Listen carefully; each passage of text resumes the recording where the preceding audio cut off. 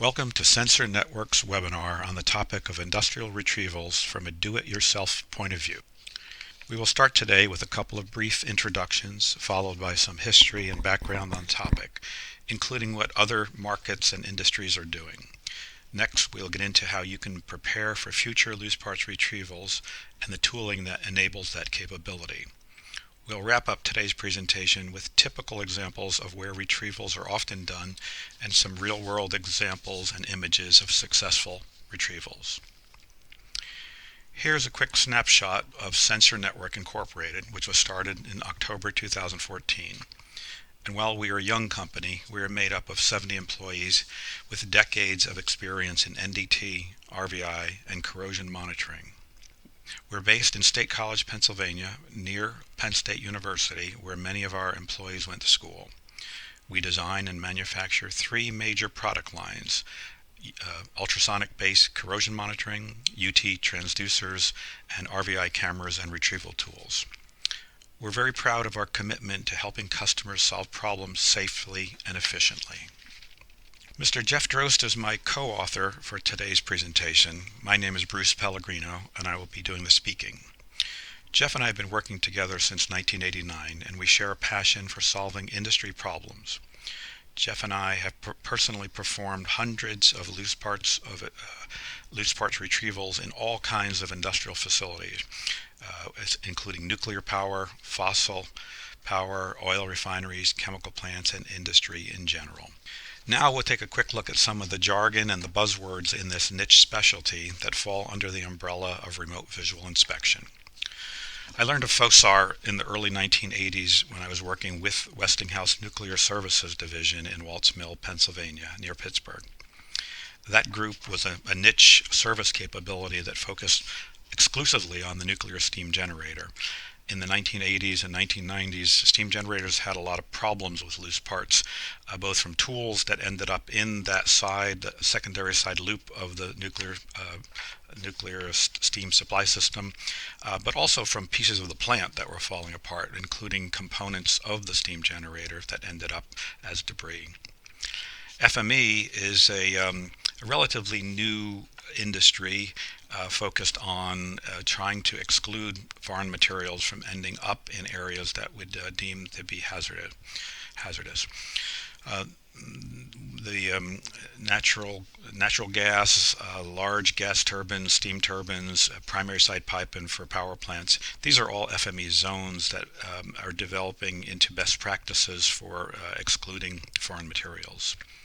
FOD or FOD is a term generally used in the aviation industry, refers to the damage that's caused by impact of parts and debris and things like bird strikes into both aircraft engines and the fuselage of the airplane. DIY, we all know what that means. In this context, it's a capability that plants might want to have in the event of loose parts gets dropped and need to be retrieved quickly, sometimes an emergency on a weekend or in the evening. OSHA plays a small role in this, in that the OSHA 29 CFR rules really make it both complicated and expensive to send people into vessels, tanks, and large diameter pipes. And the tooling that we're going to talk about today is a way to mitigate some of the costs and risks associated with OSHA compliance. And lastly is the famous TLA, or three-letter acronym. Here's an extreme example of the deleterious effects of foreign materials, where 108 people died on July 25th, 2000, and the Concorde program was terminated as a result of both FME and FOD. It's one of many examples of the cost of foreign materials. And if you note at the very bottom, there's a note that in court in Paris, Continental Airlines was found to be criminally responsible for this tragedy, in that it was a Continental flight taking off 5 minutes before this flight that dropped a small piece of metal that triggered and cascaded this tragedy. Next, I introduced the FME Industry Working Group. This is a small group of people that get together twice a year. It's spawned from the nuclear power industry, where, as I mentioned earlier, foreign materials are a big issue and a very expensive matter. And it's mainly a North American and a European group, mainly utilities, but there are vendors, including a sensor network. This group meets twice a year, and they share their best practices. You can consider joining. In this slide, I would like to mention that RVI and retrievals, like most things in the world, are scalable. Here's half a dozen examples of that scalability. Starting in the upper left-hand corner, and we'll go clockwise around. The medical colonoscope is equipped with small tooling, very small, like 2 millimeter diameter biopsy tools and miniature grabbers to take samples from inside the human body. So it sort of started there, you might say, maybe 30, 40 years ago. Top center is a robot that's used by bomb squads, both militarily and by large police organizations, obviously to interact with a dangerous device, at airports, at roadsides in the case of the military. So bomb disposal robots. Upper right-hand corner is a custom-built robot that was used to sample nuclear waste at the Hanford site. It's waste in a tank that the exact constituents of the waste are not known, so the robot is used to go grab some for laboratory analysis so that the process of cleaning and removing that matter from the tank can be better understood. Lower right-hand corner is a project that the CIA undertook decades ago. It was an $800 million funded project at that time to retrieve all or parts of a sunken Soviet nuclear submarine and its nuclear payload. I think it was a partly successful project.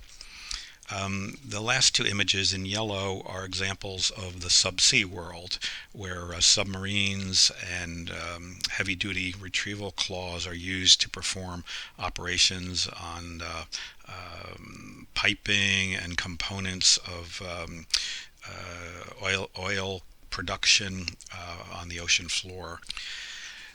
Okay, next we toggle into the specifics of the RVI cameras and tools and how they get delivered. Basically fiberglass rods of different diameters and lengths are used to push the cameras and the tools into the area where the retrieval has to be performed. You can see on the right hand side different configurations for lowering a camera with its retrieval capability. Is basically, it's every retrieval is a little bit different, and the end user has to assess the situation and develop a plan of attack for retrieving the parts. Positioning the camera and the tool to the area of the retrieval is obviously step one. Manipulation is now essential and obviously step two. So the ability to rotate the tools, to be able to pre-position them in a preset angle, hardware that allows the tool to navigate bends in pipes and other components are some of the little bits and pieces that are necessary for successful retrievals. Control is very limited, or somewhat limited, let's say. We're talking about non-robotic manual components and tools here. They are simple, relatively low cost, but as such the control is somewhat limited to pushing, pulling, twisting, and the like. Next, talk about simple versus mechanized end effectors. On the left-hand side, we show a small small magnets, larger magnets. The newer rare earth magnets are really quite powerful and capable of picking up, small debris, things even as heavy as a 3 or 4 pound hammer. Anything that's ferromagnetic can be easily grabbed with magnets, and it's one of the tools of choice because of its versatility. Snares are a favorite of mine, and you'll see examples why later on. But a snare or a noose that's opened up and can be lassoed around a object, even heavy objects, and then retrieved are very, very common way of doing this. Hooks, a simple hook to extract something that is stuck.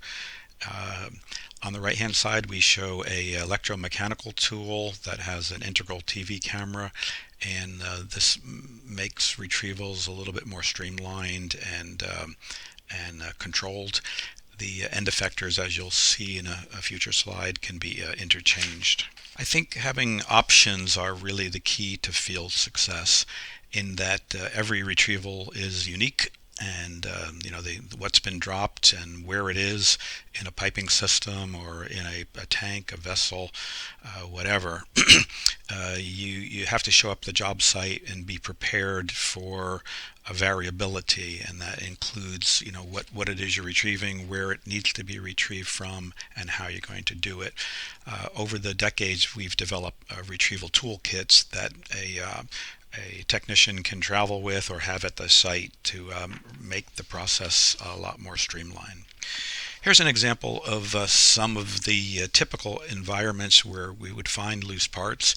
I mentioned earlier in this presentation about the nuclear steam generator and the problems it's had over the decades with loose parts, and that is a component that has received a lot of attention for tooling and capability for locating and retrieving parts.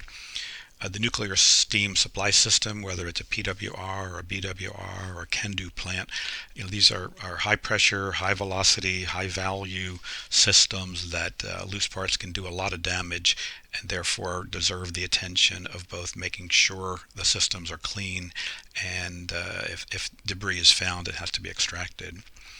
Upper right hand corner you see a picture of a large steam turbine in the overhaul process, where the lid has been taken off and the turbine's been taken apart. The steam lines that drop down from that turbine deck, down to the boiler, are often places where parts end up. Pieces of the turbine sometimes, everything from hard hats to hammers, wrenches, screwdrivers, and the like get dropped down there. We've actually even seen cases of sabotage, where any type of worker not happy with his employer would throw something down a steam line to just cause a problem. Working around clockwise is vessels that are common for refining, petrochemical, pharmaceutical manufacturing. Vessels often experience cases where things within the vessel break off, such as an impeller used for mixing, and if you don't want to send a person down into the vessel, you have to retrieve it remotely. Heat exchangers in their many varieties, condensers, feed water heaters, and simple heat exchangers are often places where parts end up, parts from the plant or parts that get dropped. And then last, in the lower left-hand corner, is that of nuclear fuel, whether it's in a fuel pool or in the reactor vessel. Fuel can attract small parts that get wedged in and eventually can get damaged due to vibration and other ill effects. Here's a hodgepodge of 10 different examples of real-world retrievals, everything from small cell phones that get dropped into a 6-inch diameter PVC pipe to nuts from a turbine deck retrieved with a motorized tool. You can see of these 10 examples, and maybe 4 or 5 of them are using a snare. Snares, I think, are very versatile in that they're able to get them around heavy parts that would not be retrievable with say a magnet or even a motorized jaw. Tooling development focuses on making the process more streamlined. And Sensor Network and my buddy, Mr. Jeff Drost, we've done a lot of work over the decades to improve electromechanical tools, now tools with integral cameras and lighting, waterproof tools, tools that are rad tolerant for use in radioactive environments, with field replaceable camera modules that extend the life for multiple deployments at the plant. Lastly, I want to thank you for attending the webinar. I hope it was useful to you. I wish you success in your retrieving, and feel free to reach out to either Jeff or myself at the email address here, or give us a call. We are based in State College, as I mentioned, and you're welcome to visit us. Thank you.